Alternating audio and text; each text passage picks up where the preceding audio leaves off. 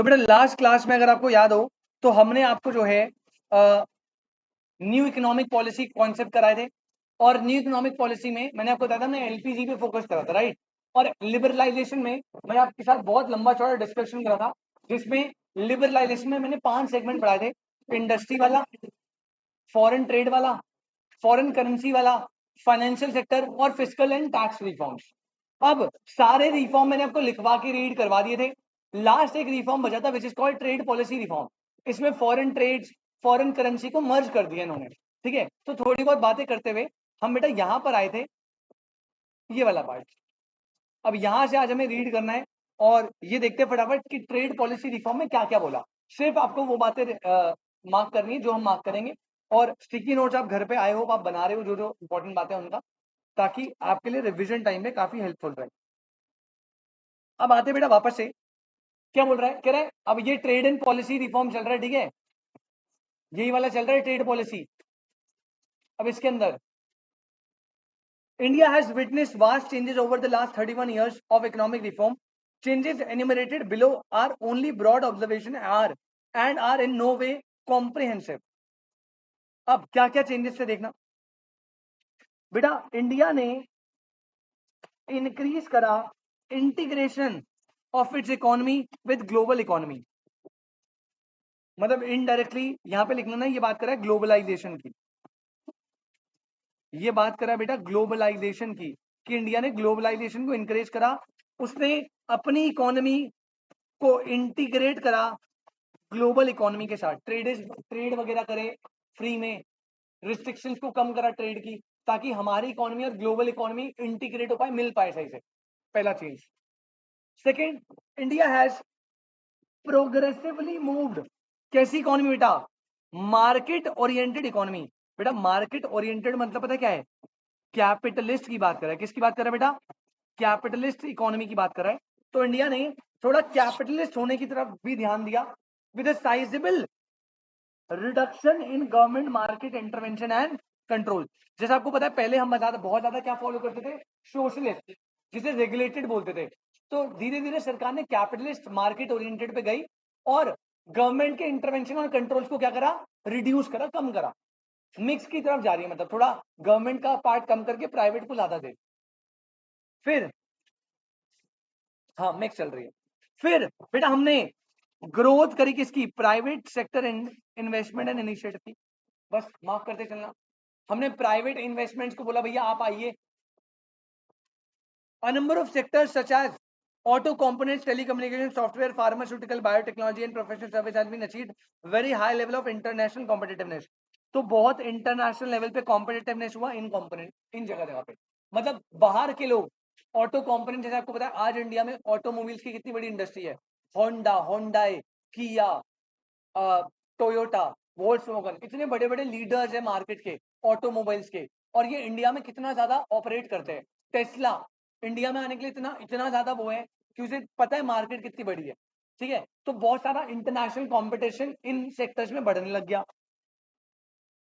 Easing of trade controls, बेटा सरकार जो ट्रेड पे कंट्रोल लगाती थी उन ट्रेड कंट्रोल्स को क्या करा, ईज करा, थोड़ा रिड्यूस करा। Has enabled easier access to, अब आप फॉरेन टेक्नोलॉजी का इजियर एक्सेस ले सकते थे, फॉरेन से इनपुट्स मंगा सकते थे, नो हाउ एंड फाइनेंस। बेटा नो हाउ समझते हो, नो हाउ जो होता है ना वो होता है इंटेलेक्चुअल प्रॉपर्टीज, जैसे पेटेंट कॉपीराइट्स होते हैं ना, गुडविल होती है एक इंटेंजिबल एसेट है ना, वैसे नो हाउ भी एक इंटेंजिबल एसेट होता है। पेटेंट, जैसे पेटेंट लाइसेंस होता है ना, वैसे ही नो हाउ होता है, ठीक है। तो बाहर से आप फॉरेन टेक्नोलॉजी मंगाना इजी था, बाहर से इनपुट्स मंगाना इजी था, बाहर से intangible asset, know how, patent वगैरह मंगाना इजी था, और बाहर से लोन लेना भी इजी था, जो पहले बड़ा डिफिकल्ट होता था। नेक्स्ट, फॉरेन डायरेक्ट इन्वेस्टमेंट जो है उसके स्टेबल इनफ्लोज आ रहे थे। आपको पता है ना फॉरेन करेंसी के रिजर्व बहुत कम हो गए थे, तो सरकार ने बहुत फोकस करा कि बाहर से बहुत ज्यादा इन्वेस्टमेंट आए, स्टेबल इनफ्लोज आए, ताकि हम जो है अपना फॉरेन रिजर्व मेंटेन कर पाए अच्छे से। And substantial foreign portfolio investment, ठीक है। India enjoy solid cuisine of foreign exchange reserve, बेटा हमारे पास फॉरेन एक्सचेंज रिजर्व जो है वो बहुत सही से बढ़ गया। India has one of the largest holding of international reserve in the world. छोड़ देना कोई काम, ठीक है, नहीं बस फॉरेन एक्सचेंज रिजर्व जो है वो बढ़ने लग गए। Roubles demand for information technology and finance service and kept the service trade surplus around this. Data याद रखने की कोई जरूरत नहीं, छोड़ दीजिए। Pressure on the Indian rupees lowered, बेटा ये अंडरलाइन करना, इंडियन रुपी पे जो प्रेशर है वो लोअर हो गया compare to other emerging market economies, EMEs full form, मतलब इंडियन रुपीज जो है वो स्ट्रॉन्ग होने लग गया एज कंपेयर टू अदर। पहले आपको कहते हैं ना इंडियन रुपी की वैल्यू बार बार फॉल हो रही थी बहुत ज्यादा, सही से नहीं स्टेबल था। अब इंडियन रुपी स्ट्रॉन्ग हो रहा है, धीरे धीरे रिकवर हो रहा है, बढ़ रहा है। लोगों की बेटा इनकम बढ़ने लग गई, डोमेस्टिक मार्केट बढ़ने लग गई, एग्रीगेट डिमांड बढ़ने लग गई, और इकोनॉमी जो है वो सस्टेन करने लग गई सही से। जो पहले इकोनॉमी की बैंड बजी थी अब वो धीरे धीरे एलपीजी के बाद सही होने लग गई। India is better place than most of the emerging market economies to deal with global headwinds. तो इंडिया जो है ग्लोबल बंदों के लिए अब एक अच्छी मार्केट बन गया, जो पहले एक बेकार मार्केट था। बेटा हेडविंड्स एक इंग्लिश का फ्रेज है जिसे यहाँ बोल रहा है कि इंडिया इज बेटर प्लेस, मतलब बाकी ग्लोबल जो इमर्जिंग इकोनॉमी थी ना, जो ग्रो कर रही थी, उन ग्रोइंग इकोनॉमी के कंपैरेटिवली इंडिया जो है थोड़ा आगे बढ़ गया। पॉवर्टी जो है वो रिड्यूस हो गई, नॉर्मल सा पॉइंट है। Reforms led to increase competition, बेटा रिफॉर्म्स लेने से कंपटीशन क्या हुआ, इंक्रीज। किन किन सेक्टर में, banking, insurance, other financial service, यहाँ बढ़ी। और यहाँ पे क्या हुई, जब कंपटीशन बढ़ेगा तो कंज्यूमर चॉइस और एफिशिएंसी क्या होगी, भाई लोग अपनी अब बैंक को चलना है, प्राइवेट बैंक को, तो सर्विस क्या देनी पड़ेगी, अच्छी, कस्टमर को ऑप्शन देने पड़ेंगे। तो जहां पे कंपटीशन बढ़ा तो सर्विसेज बेटर होने लग गई। It has also led increase investment, investment बढ़ने लग गई, एंड प्राइवेट प्लेयर्स की ग्रोथ भी बढ़ने लग गई। मतलब एलपीजी पॉलिसी के इम्पैक्ट बता रहे कि अच्छा होने लग गया सब। फिर इंफ्रास्ट्रक्चर में भी ग्रोथ आई बेटा। वैल्यू एडेड, आपको याद है वैल्यू एडेड निकालना सिखाया था प्रोडक्शन मेथड में, gross value of output minus intermediate consumption. तो जो वैल्यू एडेड है एग्रीकल्चर और अलाइंड सर्विस एक्टिविटीज का, वो declined steadily over the 4 decades. फिर डिक्लाइन हुआ सर, अच्छा बेटा डिक्लाइन में मतलब पता है क्या हुआ, वो ना डिक्लाइन हुआ और वो पार्ट शिफ्ट हुआ किस पे, सेकेंडरी और टर्शरी सेक्टर पे।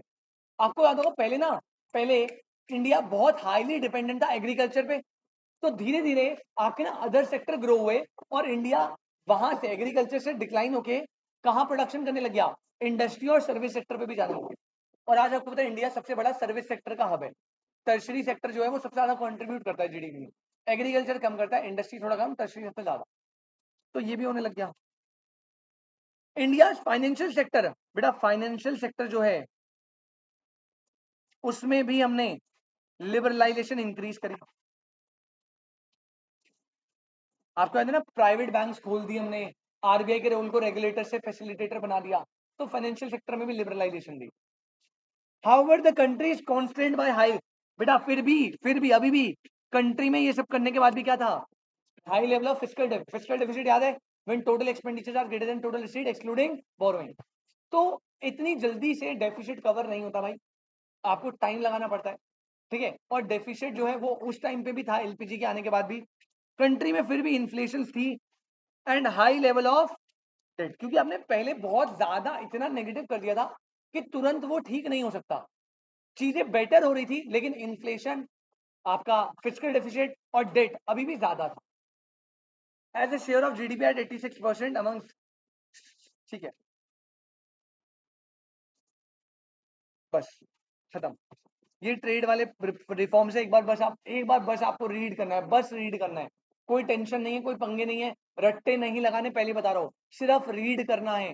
अभी हम क्वेश्चन आप देखोगे, क्वेश्चन देखोगे बेटा, क्वेश्चन में कोई पंगे नहीं है, सॉर्टेड सीन है, बस आपको थोड़ा सा रीड करना पड़ेगा, याद रखना पड़ेगा कि क्या क्या पॉइंट है।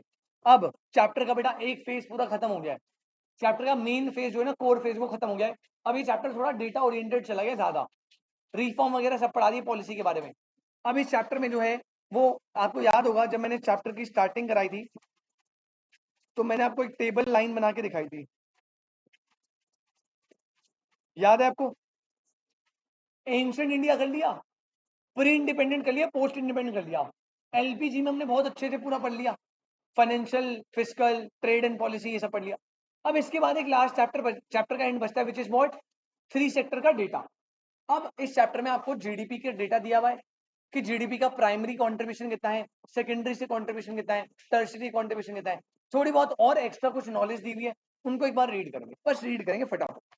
ठीक है, तो आप अगली हेडिंग डालोगे ना, अगर आप अगली हेडिंग डालो, जीडीपी वाली है ना,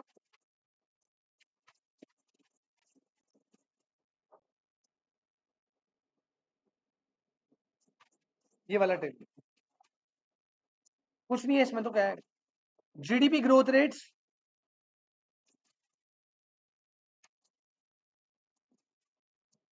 GDP growth rates post 1991 reforms. 1991 से जीडीपी ग्रोथ रेट दिखा रहा है, टेबल दिख रहा है आपको। 1991 में जीडीपी ग्रोथ देखो एक बार, 1%, कितनी बेकार है। लेकिन आ देखो 1991 में जब रिफॉर्म आ गए तो सब्सटेंशियली ग्रोथ क्या हुई, कॉन्टिन्यूसली इंक्रीज, 1 से 5 सीधा, पॉलिसी लाते सीधा 5, फिर 4.7, फिर 6, फिर 7, 7, 4, 6, यहाँ पे ये जो ये वाला आ रहा था, इसमें थोड़ा रिसेशन आया था इकोनॉमी में, फिर ऐसे ऑन एन एवरेज आप देखो 5, 6, 7, 5, 6, 7, 3, 4 भी बीच में हो रहा है। अच्छा एक लेवल देखना 2020 नेगेटिव, ये कोविड से इंपैक्ट हुई थी इसलिए नेगेटिव चली गई थी, बाकी अभी करंटली 8 है 21 में, अभी भी मतलब 6, 7 ऑन एन एवरेज चलती है। तो यहाँ पे कुछ ऐसे काम करनी है, बस डेटा है सर, क्या याद रखना बेटा, कैसे याद करोगे, नहीं हो सकता, पेपर में नहीं आएगा। और ये जो हमने ऊपर शेड्यूल बनाया था उसका ग्राफिकल प्रेजेंटेशन दे दी, हर ईयर का पूरा पूरा जीडीपी ग्राफ दिखाया हुआ है, तो आप देख रहे हो ऑलमोस्ट ऑलमोस्ट, अगर आप देखो ये 4 to 8 के बीच में ही चल रहा है ऑलमोस्ट। बस एक कोविड में एक एक्सपेक्टेशन बहुत बड़ा ब्रीच आया था जो नेगेटिव चला गया था, बाकी वापस से रिकवर हो गया। 4 to 8 के बीच में फ्लक्चुएट करता है, 5, 6, 7, 5, 6, 7 ऐसे। चलो बस यही है। अब यहां पर आ जाओ बेटा, अगली हेडिंग, मतलब अगली हेडिंग पे आओ, नीति आयोग। अब आपको याद है मैंने थोड़ा सा बताया था, प्लानिंग कमीशन बोलते हैं, तो साइड में आप, वैसे तो यहाँ सब लिखा होगा बट आप स्टिल साइड में लिख लो बेटा, प्लानिंग कमीशन लिख लेना साइड में पेन से। प्लानिंग कमीशन स्टैब्लिश हुई थी 1950 में,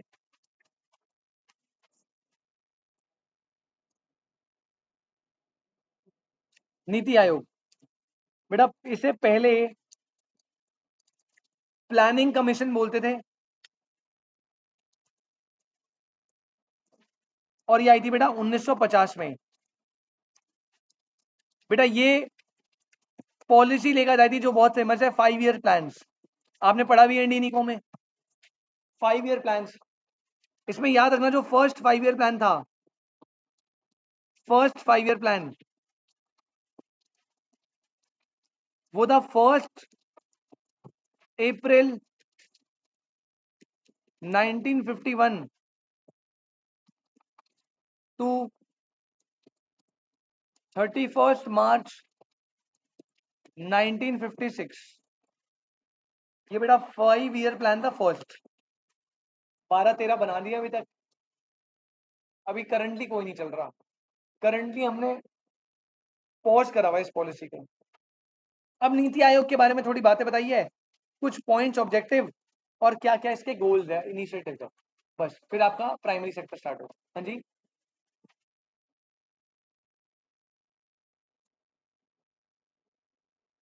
स्टार्ट करें भाई। नीति आयोग बेसिकली 1950 में एक प्लानिंग कमीशन स्टैब्लिश हुई जिसका काम था इकोनॉमी के ना रिसोर्सेज को प्लान करना। अब गौरव भाई एक बात बताओ, इकोनॉमिक्स में आपने पढ़ा है कि resources are limited, wants are, अब उस टाइम पे भाई ब्रिटिशर्स ने पहले से ही लंका लगा रखी है, रिसोर्सेज कम है, जो थे वो ब्रिटिशर ने एक्सप्लॉइट कर लिए। अब हमारे पास इतने कम रिसोर्सेज थे कि अगर हम बिना प्लानिंग के उन्हें एग्जीक्यूट करें तो रिसोर्सेज वेस्ट हो सकते हैं।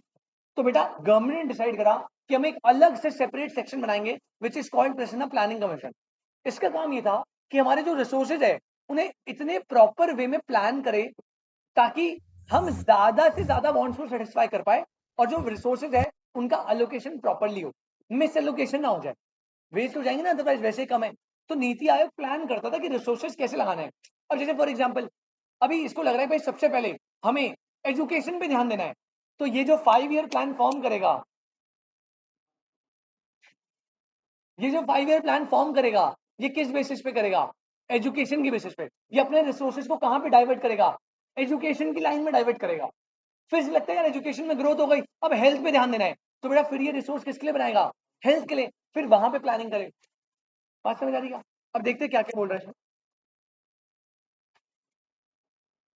For nearly 64 years, but a planning commission of India, a powerful advocate of permit public investment led development, underline करना, यही पॉइंट आ जाएगा बेटा। Powerful advocate of public investment, मतलब सरकार को कहाँ इन्वेस्ट करना है, हेल्थ पे, एजुकेशन पे, उसका डिसीजन मेकिंग करता है, एडवोकेट है उसका, लेड, और इसका पर्पस क्या होता है? डेवलपमेंट पर्पस होता है। Was one of the most important institution. Happy birthday to you, happy birthday to you, happy birthday dear Anuradha ma'am, happy birthday to you, may God bless you, may God. Ma'am आप अपने साथ अपने दोस्त को नहीं लाए जो एक बच्चा साथ में रहता है, जिसे लास्ट में आप 2 चॉकलेट लोगे? निमकी मैम को मैं मैं आ जाऊं मैम रूप बटवाने 2 चॉकलेट, 1 चॉक। हाँ वही, तभी तभी दुष्यंतर पीछे पीछे घूम रहे हैं। 1 चॉकलेट के लालच में।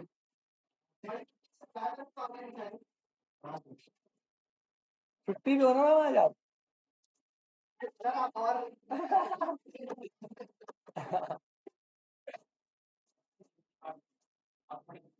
मैं तो पार्टी वार्टी में बिलीव नहीं करता। मैं तो मैम बोला था आप छुट्टी में रहो, कहाँ पार्टी।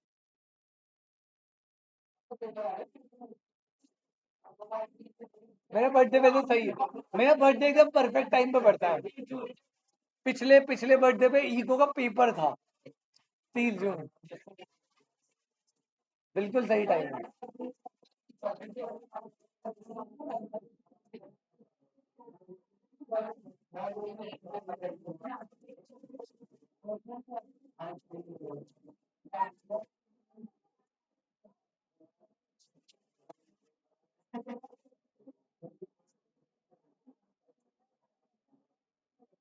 आशीष भाई चॉकलेट नहीं खाते? 10 रुपए की चॉकलेट है, 10 रुपए इक्वलेंट। Thank you ma'am. तो मैं तो इसे खाऊं या पीऊं?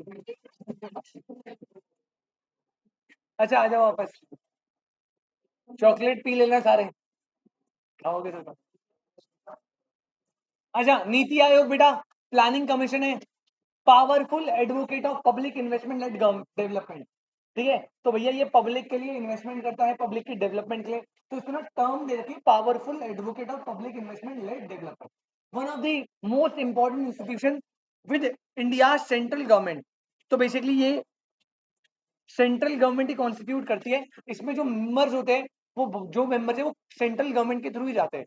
बड़े बड़े भाई डिसीजन मेकिंग करनी होती है, तो बंदे भी ऐसे नॉर्मल बंदे तो होंगे नहीं, बहुत बड़ी बड़ी पोस्ट पे होते हैं, बहुत बड़े बड़े आईपीएस ऑफिसर्स होंगे इसमें एंगेज, बहुत बड़े बड़े एडवोकेट, सुप्रीम कोर्ट के एक्स जजेस वो इन्वॉल्व हो सकते हैं, सेंट्रल गवर्नमेंट के कई सारे जो मेंबर्स है वो इन्वॉल्व होंगे, ऐसे करके कमेटी बन जाती है। तो वो बैठते हैं, प्रॉपरली प्लानिंग करते हैं कि इस साल, अगले 5 साल में हमारा क्या गोल होगा, क्या विजन है जिसके चलते हम डेवलपमेंट करेंगे। इंफ्रा लग रहा है तो इंफ्रा में पैसा लगाएंगे, एजुकेशन तो एजुकेशन है। The new ideology of the new liberal era was with their center of attention on market orientation and shrinking roles of the government and the collapse of the planning system called a change in the nature, composition, scope of institutional governance। बकवास कर रहा है, underline करना बेटा, please underline करना। 1 January 2015 the apex policy making body, बेटा apex policy making body, word आ जाएगा एपेक्स पॉलिसी। बेटा एपेक्स मतलब होता है सुप्रीम, एपेक्स मतलब क्या होता है? मतलब पॉलिसी मेकिंग बॉडी में सुप्रीम बॉडी है। जितने भी इंडिया में पॉलिसी मेकिंग बॉडीज है, उन सबकी सुप्रीम अथॉरिटी है इसके पास। कोई भी पॉलिसी, जो भी छोटी छोटी बॉडीज है जो पॉलिसी बनाते हैं, वो सब किसको रिपोर्ट करेंगे? नीति आयोग। फंडिंग कौन देगा? नीति आयोग। तो जैसे बैंकिंग सेक्टर में एपेक्स बॉडी सेंट्रल बैंक है, सिक्योरिटी में सेबी है, वैसे ही पब्लिक पॉलिसी मेकिंग में कौन सी एपेक्स बॉडी है? नीति आयोग। अब 2015 में जो प्लानिंग कमीशन था, बेटा उसे रिप्लेस कर दिया for national institution for transforming India, NITI Aayog. बेटा अंडरलाइन कर लीजिए, और इसका मुझे स्टिकी नोट चाहिए, अंडरलाइन करके इसका मुझे स्टिकी नोट चाहिए घर पे, ठीक है ना। क्या क्या करोगे, पहला word planning commission, powerful advocate of public investment and development, third second point most important institution of central government, point number 3 apex policy making body, point number 4 planning commission को रिप्लेस करा नीति आयोग से कब, 1 जनवरी 2015 में। याद रखना date wait, full form याद रखना, national institution for transforming India. The major objective, अब क्या बोल रहा है, मेजर ऑब्जेक्टिव, ये वाला कलर दिख रहा है आपको, अच्छा, of such move to spur innovative thinking. बेटा ये SPURE जो वर्ड है ना, इसका मतलब है डेवलप करना या क्रिएट करना, innovative thinking by objective experts and promote cooperative federalism bye enhancing the voice and influence the state. Federalism मतलब समझते हो क्या, अंडरलाइन करना बेटा, फेडरलिज्म। बेटा इंडिया में आपको पता है फेडरलिज्म गवर्नमेंट जो चलती है ना, फेडरलिज्म सिस्टम में चलती है। मतलब यहाँ पे ना सेंट्रल गवर्नमेंट और स्टेट गवर्नमेंट जो है दोनों होती है, और दोनों में से कौन सी ज्यादा पावरफुल होती है, नहीं, यही तो फेडरलिज्म का खेल है। फेडरलिज्म सिस्टम पूरी अथॉरिटी किसी को देता ही नहीं भाई। देखो, certain areas are for central government, certain areas are for state government. जब सर्टेन एरिया जो सेंट्रल गवर्नमेंट के अंडर आते हैं उन पे कोई डिस्कशन होगा तो सुपीरियर अथॉरिटी किसकी होगी, सेंट्रल गवर्नमेंट की। और जब स्टेट गवर्नमेंट की बात आएगी तो सुपीरियर अथॉरिटी कौन हो गया, वहां पे स्टेट सेंट्रल नहीं सुनेगा, ठीक है। Except there are certain state जहां पे बेटा, जहां पे स्टेट लेजिस्लेचर होता है। आपको पता है ना 7 यूनियन टेरिटरीज है। अब उन यूनियन टेरिटरीज में कुछ ऐसी स्पेशल यूनियन टेरिटरीज है, दिल्ली, दिल्ली में अगर आपको बताओ उसकी अलग से स्टेट गवर्नमेंट है, और यहाँ पे गवर्नर भी है, याद पता है ना आपको, LG लेफ्टिनेंट गवर्नर भी चलता है यहाँ पे। तो there are certain special union territories जहाँ पे स्टेट लेजिस्लेचर होता है। तो वहां पे ना फिर आपको, जैसे केजरीवाल अंकल के साथ साथ जो LG साहब है उनका भी कंसल्टेशन लेना पड़ता है कुछ स्पेशल जगह पे, अदरवाइज स्टेट की सारी गवर्नमेंट संभालेगी, और जहाँ सेंट्रल का एरिया है वो सेंट्रल संभालेगा। समझ हो क्या, ये चीज है। तो फेडरलिज्म जो नीति आयोग है ना, नीति आयोग का मेन एम क्या होता है कि भाई हम प्लानिंग करें गोल्स को अचीव करने के लिए, और फेडरलिज्म को कोऑपरेटिव बनाएं ताकि सेंट्रल और स्टेट मिलकर अच्छे से काम कर पाए। जब प्रॉपर प्लानिंग होगी तभी तो, अगर आपने मान लो फंक्शन डिस्ट्रीब्यूट ही नहीं करे तो भसड़ नहीं हो जाएगी। एक जगह पे सेंट्रल कह रहा है ये तो मेरा एरिया है, स्टेट कह रहा है नहीं भाई ये तो मेरा एरिया है, तो आपको प्लानिंग करनी पड़ेगी ना प्रॉपरली, फेडरलिज्म को कोऑपरेट करना पड़ेगा, मिल बांट के काम करना पड़ेगा, तभी आप ऑब्जेक्टिव्स को ढंग से अचीव कर पाओगे। तो यहाँ पे ऑब्जेक्टिव लिखे हुए हैं, ठीक है। इनोवेटिव थिंकिंग करनी है, ऑब्जेक्टिव एक्सपर्ट्स ओपिनियन, प्रमोट करना है cooperative federalism bye enhancing the voice and influence of the state. Underline कर लेना, पेपर में आएगा, बहुत इंपॉर्टेंट है बेटा। नीति आयोग को क्या बोलते हैं, थिंक टैंक, क्योंकि यहाँ पे आप बहुत सोच विचार करके प्लानिंग करते हो, इसलिए NITI Aayog is also known as think tank of the government and directional and policy dynamo. ये आता नहीं है वर्ड, वर्ड जनरली देखा गया ज्यादातर थिंक टैंक वर्ड आता है, इसको प्लीज इंपॉर्टेंट मार्क कर लेना, स्टिकी नोट में लिख लेना इसको। इस पैराग्राफ में काफी इंपॉर्टेंट बातें थी, प्लीज। हाँ ये वाला स्टिकी नोट में डालना है क्योंकि मैं अंडरलाइन भी कर रहा हूँ भाई, नहीं उसको आप छोड़ सकते हो। आ जाओ भाई, अगला अगला जल्दी से देखो बेटा, नीति आयोग के ऑब्जेक्टिव्स, नीति आयोग के ऑब्जेक्टिव्स, फटाफट रीड करते हैं। कितने पॉइंट है, 13 पॉइंट है, जल्दी देखते हैं। पहला बेटा ये विजन देता है किसका, नेशनल डेवलपमेंट प्रायोरिटीज, विजन देता है किसका, national development priorities, sectors and strategy, active involvement of states. तो बेसिकली डेवलपमेंट का विजन देता है, आप इतना याद रखो, डेवलपमेंट का क्या देता है, विजन। आपको आएगा इनमें से कौन सा नीति आयोग का ऑब्जेक्टिव नहीं है भाई, जहां पर भी डेवलपमेंट, प्लानिंग ऐसे वर्ड्स आ गए, स्टेट और सेंट्रल का मिक्स कोऑपरेशन ऐसे वर्ड आ गए, वहां पे ये इसके ऑब्जेक्टिव है, एक अलग से कुछ दिया होगा। आ गया बेटा कॉर्पोरेटिव फेडरलिज्म, सेंट्रल और स्टेट को उनके फंक्शन बताता है, और अच्छे से सेंट्रल गवर्नमेंट स्टेट गवर्नमेंट मिल बांट के कोऑपरेट करके काम कर पाए, ये प्रमोट करता है। through structured support initiative and mechanism with the state on a continuous basis, recognizing strong states and make a strong nation. Strong, इसका मोटिव क्या है? Strong station makes a strong nation. State strong करो ताकि nation strong हो पाए. Third, ये develop करता है मैकेनिज्म को ताकि आप प्लान्स बना पाओ even at the village level and aggregate this progressively at higher level of the government. Village छोटे से छोटे लेवल से आप प्लान बना पाओ और से बिल्कुल नेशनल लेवल पे लेके जा पाओ, बड़े लेवल पे. ऐसे प्लान्स करते हैं. तो पहला पॉइंट, बस इंपॉर्टेंट पॉइंट मार्क करना है. विजन लेता है किसका? नेशनल डेवलपमेंट का. दूसरा कोऑपरेटिव, क्योंकि strong station makes strong nation. ये कीवर्ड्स है बेटा, यही आएंगे एमसीक्यूज में, यही आता है. सीएस में नहीं, टॉपिक बहुत पहले से तुम्हारा तो अवॉइड हुआ है. सीएस ईटी को पढ़ाते हैं तो उसमें ये पूरा चैप्टर है नीति आयोग का. तो तभी मुझे पता है ये थिंक टैंक वाला पॉइंट बहुत बार सीएस में आया हुआ है एमसीक्यू में, और ये कीवर्ड्स पे खेलते हो, तो इनको ध्यान रखना है बस. प्लान्स बनाते हैं इवन एट विलेज लेवल और बड़े लेवल पे. ठीक है. एंश्योर करते हैं on areas that are specially refer to it that it interest of national security. बेटा एंश्योर करते हैं नेशनल सिक्योरिटी सही से है, और उसके लिए स्ट्रैटेजीज एंड पॉलिसी बनाते हैं. आपको पता है ना, सिक्योरिटी पे कॉम्प्रोमाइज नहीं कर सकते, तो नीति आयोग सिक्योरिटी के लिए भी प्लानिंग करता है, पॉलिसीज बनाता है. Special attention to the section of our societies that may be at risk of not benefiting adequately from economic progress. बेटा आपको पता है ना, कई बार पॉलिसीज बनती है लेकिन वो पॉलिसीज का बेनिफिट गरीब आदमी या गांव के छोटे छोटे एरियाज पे नहीं पहुंच पाता. तो नीति आयोग ये इंश्योर करती है कि हम छोटे छोटे गांव के उन लोगों को जिनको पॉलिसी या बेनिफिट नहीं मिल रहा उसको स्पेशल अटेंशन दे पाए ताकि बैलेंस ग्रोथ हो पाए. अदरवाइज क्या होगा, कुछ लोग तो बहुत अच्छे से ग्रो हो जाएंगे और आज भी गांव में बहुत सारे ऐसे एरियाज हैं जहां में ग्रोथ ही नहीं हो रही. तो ये ना हो. बेटा ऑनलाइन वाले बच्चे मीटिंग रिजॉइन करेंगे प्लीज.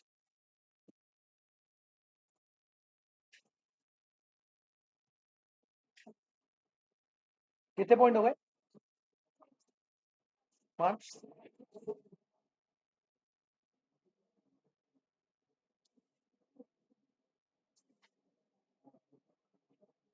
आ जाओ नेक्स्ट नेक्स्ट नेक्स्ट नेक्स्ट. वही ये वाला पॉइंट फिर से रिपीट हो रहा है यार. ये फोर्थ वाला पॉइंट ही था ये. Design strategic long term policies and program जो मॉनिटर करेगा progress and their efficiency. Efficiency होगा ये, ब्रैकेट में लिख लेना एफिशिएंसी. सर क्या मतलब?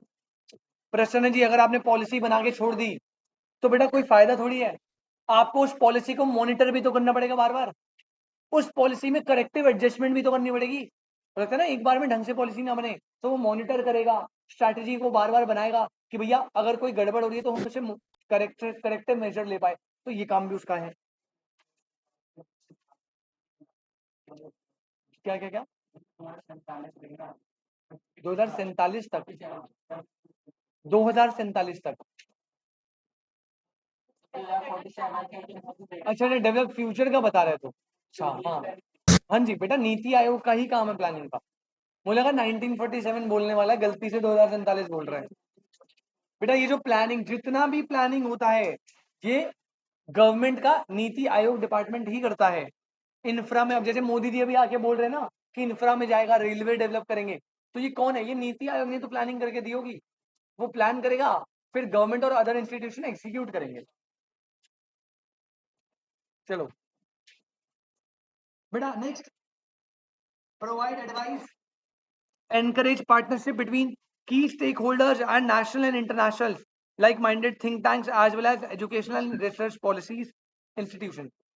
तो एडवाइसेस देता है और इनकरेज करता है कोलैबोरेशंस को कि बाहर के लोग जो फॉरेनर्स है वो इंडिया से कोलैब करे, कुछ प्लान करे, कुछ डेवलप करे, ऐसी चीजें. नेक्स्ट देखो, create knowledge innovation entrepreneur support system through a collaborative community of national and international experts. Collaboration करवाता है नेशनल इंटरनेशनल एक्सपर्ट का ताकि नॉलेज बढ़े, इनोवेशन हो, एंटरप्रेन्योरशिप सपोर्ट हो. ये ऑफर करता है platform for the resolution of inter sectoral and inter departmental issues in order to accelerate implementation of development agenda. कई बार क्या होता है, आप प्लान करते हो तो ना अंदर की जो इंटर डिपार्टमेंट है उनमें डिस्प्यूट हो जाता है, वो दो बातों पे अग्री नहीं कर पाते। तो ये क्या करता है, ये एक ऐसा प्लेटफॉर्म देता है ताकि इंप्लीमेंटेशन और डेवलपमेंट जल्दी हो पाए, बीच में डिपार्टमेंट या किन्हीं का लड़ाई या कोई प्रॉब्लम ना हो, डिस्प्यूट्स ना हो, और स्मूथली चले ताकि इंप्लीमेंटेशन जल्दी हो। प्लानिंग करके फायदा नहीं है, इंप्लीमेंट भी तो करना पड़ेगा। हाँ जी बेटा, फंडिंग गवर्नमेंट से मिलती है। बजट जब गवर्नमेंट बनाती होगी ना, तो प्लान करते तो होंगे इंफ्रास्ट्रक्चर में इतना बजट बनता है। हाँ, मिनिस्टर अंदर नहीं आता, ये एक सेपरेट बॉडी है, लेकिन इसको जो फंडिंग है वो आपकी गवर्नमेंट से ही मिलती है मिनिस्ट्री। हाँ हाँ, डेटा मतलब शेयरिंग वो तो चलेगी ना। नहीं नहीं नहीं, पावर तो है, क्यों नहीं पावर है, प्लानिंग से रिलेटेड पावर है ना, डिसीजन मेकिंग से रिलेटेड। यार ये ना जो इंडस्ट्रीज चलती है ना, वो कंसल्टेशन पे चलती है। जैसे फॉर एग्जाम्पल जैसे जब आप ऑडिट पढ़ोगे ना, तो ऑडिट में होते हैं जैसे अकाउंटिंग स्टैंडर्ड होते हैं ना, एएस, वैसे ऑडिट में ऐसे होते हैं, स्टैंडर्ड्स ऑन ऑडिटिंग। अब ऐसे कौन बनाता है, ऐसे बनाता है आईसीएआई, जो आपका इंस्टीट्यूट है ना। ऐसे ऑडिट कैसे करना है उसकी एक स्टैंडर्ड आईसीआई देता है, लेकिन जब वो आईसीआई स्टैंडर्ड दे रहा है तो उसमें बहुत सारी बॉडीज का कंसल्टेशन लगता है। आईसीआई अकेला नहीं बनाता, उसमें एक बॉडी आपने शायद पढ़ी नहीं हो, एनएफआरए, नफरा, पढ़ा है एनएफआरए, वो कंसल्ट करता है। सेंट्रल गवर्नमेंट भी उसमें कंसल्टेशन देती है, बैठ के डिस्कशन होता है। पावर किसके पास है बनाने की, आईसीआई के पास, लेकिन कंसल्टेशन किससे हो रही है, एनएफआरए से भी कंसल्ट हो रही है ऐसे की, और गवर्नमेंट से भी हो रही है। तो ऐसे ही जो प्लानिंग है, प्लानिंग करने की जो पावर है वो नीति आयोग के पास है, लेकिन प्लानिंग ऐसे थोड़ी अकेले बैठ के बना देगा, कंसल्टेशन तो लेगा ना मिनिस्ट्री से। समझ रहे क्या, तो पावर, प्लानिंग करने की पावर इसके पास है, लेकिन किस बात पे, कई बार होता है ना भाई, आप जितने ज्यादा लोगों का माइंड होगा उतना आप ब्रॉड थिंक कर पाओगे। तो कंसल्टेशन ये सबसे लेगा, गवर्नमेंट से भी लेगा, हो सकता है अदर बॉडीज से भी कंसल्ट हो सकता है। डिसीजन मेकिंग इसकी होगी, लेकिन कंसल्टेशन अदर बॉडी से लेगा ना।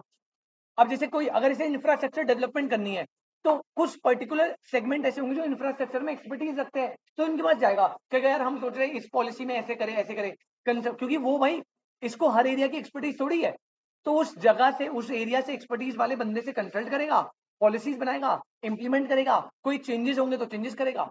पावर इसके पास है, लेकिन कंसल्टेशन तो लेगा ना गवर्नमेंट से। ये है, ठीक है। नेक्स्ट क्या बोल रहा है बेटा, नेक्स्ट क्या बोल रहा है, ये मेंटेन करता है state of the art resource centre, repository of research on good governance, best practice in sustainable and equitable development. बेटा ये क्या है, स्टेट ऑफ द आर्ट, ये कीवर्ड है, इसे अंडरलाइन कर लो। नीति आयोग जो है वो मेंटेन करता है state of the art resource centre. ये क्या है सर, बेटा ये ना research, best practices in sustainable and equitable development, dissemination of stake holder, इन सबसे रिलेटेड डिसीजन मेकिंग लेता है। State of the art resource एक वो है कीवर्ड, और इसमें क्या क्या है, मतलब सस्टेनेबल डेवलपमेंट, इक्विटेबल डेवलपमेंट, सारे शेयर होल्डर को बेनिफिट मिले, कोई स्टेक होल्डर छूट ना जाए, ये सब डिसाइड करता है, इस सब चीजों को ध्यान रखता है। हेल्थ एंड डिसेमिनेशन, बेटा इसका मतलब है कोई स्टेक होल्डर ना बैलेंस ना रह जाए, बेनिफिट सबके पास पहुंचे है, एवरी हैंड पे। अगर आप पॉलिसी बना रहे हो उसका बेनिफिट किसी स्टेक होल्डर के पास पहुंचा, किसी के पास नहीं पहुंचा, तो गड़बड़ हो जाएगी ना। सबके पास इक्विटेबल डिस्ट्रीब्यूशन हो, सबके हाथ में बेनिफिट जाए। नेक्स्ट बेटा पॉइंट नंबर 11, देखो देखो पॉइंट नंबर 11 जल्दी से, actively monitor and evaluate, monitor करता है, इवैल्यूएट करता है implementation programs and initiatives, including identification of need of resource as to strengthen the probability of success and scope of delivery. Focus on technology upgradation, ये एक word होगा गलती से अलग हुआ है, and capacity building for implementation of program initiatives to undertake other activities as may be necessary, ये बोल के इन्होंने ब्रॉड छोड़ दिया। कि भैया कोई भी ऐसी एक्टिविटी जो इसको सही लग रही है ग्रोथ प्लानिंग के लिए वो कर लेगा। तो मतलब अगर आप पूरा क्रक्स देखो ना, पेपर में क्वेश्चन आएगा इनमें से कौन सा नीति आयोग का ऑब्जेक्टिव नहीं है। आप कीवर्ड देखो, प्लानिंग, इनिशिएटिव्स, प्रोग्राम्स, कुछ स्पेसिफिक कीवर्ड है जो बार बार रिपीट हो रहा है, मॉनिटर करेगा, इंप्लीमेंटेशन ऑफ प्रोग्राम करेगा, है ना। तो आपको बस इनको गो थ्रू करके रीड करना है। मैं आपको ये नहीं कह रहा 13 पॉइंट याद करो, याद करने ही नहीं है। तो जब आप इसका आज स्टिकी नोट बनाओगे ना घर जाके, तो जब आप स्टिकी नोट बनाओगे सिर्फ अंडरलाइन कीवर्ड रखना। जैसे पहला पॉइंट क्या रखोगे, विजन देता है किसका, डेवलपमेंट प्रायोरिटीज का, खत्म, डेवलपमेंट प्रायोरिटीज के लिए विजन देता है। सेकंड, कोऑपरेटिव, ये कीवर्ड है, कोऑपरेटिव फेडरलिज्म को मोटिवेट करता है। तीसरा, डेवलप करता है mechanism to plan at village level. फिर इंश्योर करता है नेशनल सिक्योरिटी को, स्ट्रैटेजी एंड पॉलिसीज को। स्पेशल अटेंशन देता है उन लोगों को जिनको बेनिफिट नहीं मिल पा रहे। स्ट्रैटेजी लॉन्ग टर्म पॉलिसी बनाता है, प्रोग्रेसिव पॉलिसी बनाता है ताकि एफिशिएंसी बढ़ पाए, मॉनिटर करता है उन पॉलिसीज को। तो ये कीवर्ड्स है, आपको बस इन तक ही फोकस रहना है, ठीक है, टेंशन नहीं लेनी। पेपर में क्वेश्चन कैसा आएगा, आशीष भाई इनमें से कौन सा नीति आयोग का ऑब्जेक्टिव नहीं है और अलग से कुछ अटपटा दे रखा होगा, तो उसको आइडेंटिफाई करना है बस। चलो, अब इसकी ना कुछ पॉलिसीज का नाम बता रहे। अब इसने ऑब्जेक्टिव को अचीव करने के लिए पॉलिसीज बनाई होंगी। अब कौन कौन सी पॉलिसी बनाई, कुछ एग्जांपल दे रखे हैं। तो की इनिशिएटिव्स ऑफ नीति आयोग, अभी तक नीति आयोग ने क्या क्या प्लान करा है, क्या क्या बनाया है।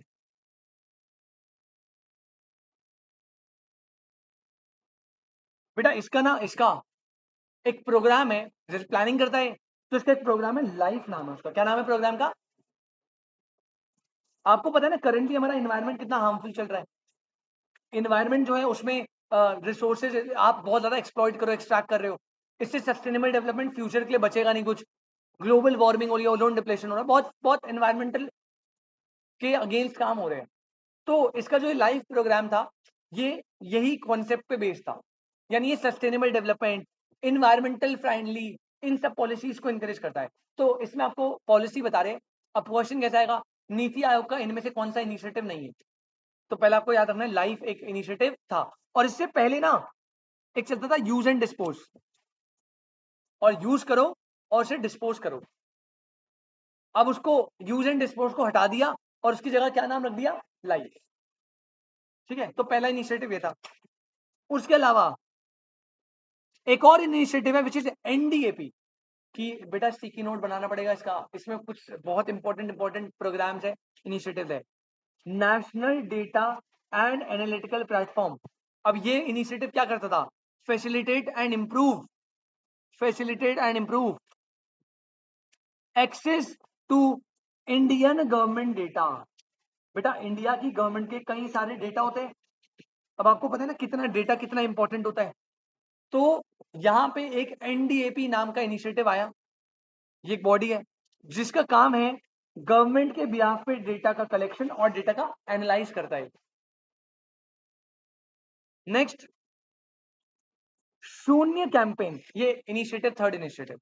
एम क्या होता है, improve air quality, again environment, क्योंकि अभी करंटली जो इनके 5 ईयर प्लान बन रहे ना ज्यादातर एनवायरमेंट फ्रेंडली बन रहे हैं। जैसे आप देख रहे हो सोलर प्रोग्राम पे कितना फोकस हो रहा है ना, ईवी व्हीकल्स पे कितना फोकस हो रहा है। पेट्रोल के प्राइसेस जानबूझ के बढ़ा रहे हैं, कम नहीं कर रहे, क्योंकि इन्हें डिस्करेज करवाना है आपको पेट्रोल से, क्या पेट्रोल छोड़ो और ईवी पे शिफ्ट मारो। तो ये चीज है। पहला लाइफ याद रखना, इससे पहले यूज एंड डिस्पोज करता था। दूसरा क्या था, NDAP which is national data analytical platform, ये गवर्नमेंट के बिहाफ पे डेटा कलेक्शन और एनालिसिस का काम करता है। थर्ड क्या है बेटा, शून्य कैंपेन, जो एम करता है improve air quality in India by स्टेटिंग development of. तो ये शून्य कैंपेन इलेक्ट्रिक व्हीकल से कनेक्टेड है। उसके बाद एक और इन्होंने बताया, ई अमृत, ये भी एक कैंपेन है जो again one stop destination for all information on electronic vehicles. बेटा आपको अगर कोई भी इलेक्ट्रॉनिक व्हीकल के बारे में इंफॉर्मेशन चाहिए तो बेटा ये क्या है, ई अमृत, इनकी वेबसाइट भी आती है, आपको सारी इंफॉर्मेशन दे देते हैं इलेक्ट्रॉनिक व्हीकल के बारे में। ठीक है, फिर एक है आईपीआई, इंडियन पॉलिसी इंसाइट्स, ये भी नीति आयोग का एक इनिशिएटिव है, इनका प्लान है। और क्या है, मिथनॉल इकोनॉमी, यार ये तो तुमने सुना होगा, ये ना जो हमारे ट्रांसपोर्टेशन मिनिस्टर है ना नितिन गडकरी, उन्होंने अपनी स्पीच में भी बोला था मिथेनॉल, पता है आपको क्या होता है? एथेनॉल मिथेनॉल दोनों। इथेनॉल तो पता है आपको, मिथेनॉल भी कंपोनेंट होता है। अब ये इथेनॉल मिथेनॉल क्या होता है ना, ये ना ऑयल के सब्स्टिट्यूट आ रहे हैं। जो गन्ना होता है ना, गन्ना, जब आप गन्ने का जूस निकालते हो तो जूस निकल गया, अब वो जूस से गुड़ बनाओ, जूस पी लो, कुछ भी कर सकते हो, ब्राउन शुगर भी बनती है उससे, वो तो अलग हो गया। उससे जो वेस्ट बचता है, जो गन्ना निचोड़ने का जो वेस्ट बचता है बेटा, उसमें ना फ्लेमेबल कुछ क्वालिटीज होती है, आग पकड़ने वाली। तो उसको कंपोस्ट करके उसमें कुछ करके पर्टिकुलर प्रिपरेशन वगैरह करके कुछ कंपोनेंट मिक्स मिक्स करके एक ऐसा कंपोनेंट बन रहा है एथेनॉल मिथेनॉल, जो कि व्हीकल्स में फ्यूल का काम कर सकता है। ऐसा अभी नया इन्वेंट हुआ है। और अभी ना इसकी पहली गाड़ी भी आ गई है, इनोवा। टोयोटा की इनोवा है ना, पहली गाड़ी है इथेनॉल इंजन के साथ आई है। मतलब कैसा होता है, जैसे सीएनजी होता है ना, पेट्रोल प्लस सीएनजी, तो ये भी ऐसे ही कुछ वर्क करेगा। तो इनोवा क्रिस्टा निकल भी गई है, तो उसमें इथेनॉल इंजन है, और वो कंपेरेटिवली बहुत चीपर है, कंपेरेटिवली बहुत ज्यादा इको फ्रेंडली है। तो नीति आयोग ने इथेनॉल इकोनॉमी का एक प्रोग्राम बनाया, और इस प्रोग्राम का एम क्या था, देखो आ गया, रिड्यूस करना है क्या, इंपोर्ट, ऑयल इंपोर्ट को रिड्यूस करना है, ऑयल का भैया यूज ही कम से कम करना है। ग्रीन हाउस गैसेस, बेटा आपको पता है ग्रीन हाउस गैसेस क्या होती है? ग्रीन हाउस गैसेस सबसे बड़ा रीजन है ग्लोबल वार्मिंग का। ग्लोबल वार्मिंग पता है ना आपको? ग्रीन हाउस गैस, मीथेन एक ग्रीन हाउस गैसेस है ना, CO2 भी है। तो ये बेसिकली क्या होती है, इससे गर्मी बढ़ती है। तो अब ये जो टेम्परेचर 45 47 जा रहा है, तो इन्हीं की वजह से, क्योंकि हम ग्रीन हाउस गैसेस का बहुत ज्यादा यूज कर रहे हैं भाई। तो नहीं, ये ये ये क्लोरोफ्लोरोकार्बन होते हैं, ये कॉज करते हैं ओजोन डिप्लेशन। ओजोन डिप्लीट अलग होता है, ग्लोबल वार्मिंग अलग होता है। वो ओजोन लेयर भाई गर्मी को प्रोटेक्ट नहीं करता, सन यूवी रेज को प्रोटेक्ट करता है। अबे अगर सन रेज आ रही है तो ओजोन लेयर सन की रेज को थोड़ी बंद कर देगा, सन की रेज आएंगी, लेकिन वो ना, क्या, हाँ, डिफरेंस है।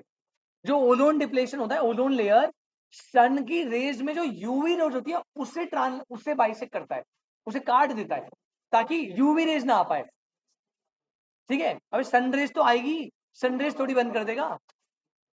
चलो, तो ये जो आपका एसी रेफ्रिजरेटर होता है उसमें CFCs होते हैं जो अच्छे नहीं होते। हाँ, वो मॉन्ट्रियल प्रोटोकॉल करके वो है, उसकी वजह से बंद हो रहा है, लेकिन अभी भी चलती है काफी चीजें। फायर एक्सटिंग्विशर है, उसमें BFCs होते हैं, ब्रोमोफ्लोरोकार्बन, उनकी वजह से भी ओजोन डिप्लेशन होता है। अब उसका सब्स्टिट्यूट अभी निकला भी नहीं है, तो चल रहा है। तो मिथेनॉल इकोनॉमी याद रखना, ये पर्पस था उसका। और लास्ट बेटा एक और प्रोग्राम आया था, क्या, ट्रांसफॉर्मिंग इंडिया गोल्ड मार्केट। अब ये पता लग रहा है something related to gold, constituted by to recommend measures for tapping into the potential of the sector and provide a stimulus to exports and economic growth। कह रहा भैया हमारे इंडिया में बहुत ज्यादा गोल्ड है, उसकी पोटेंशियल को हम आइडेंटिफाई करेंगे, एक्सपोर्ट्स में बूस्ट करेंगे ताकि हमारी इकोनॉमी ग्रो पाए।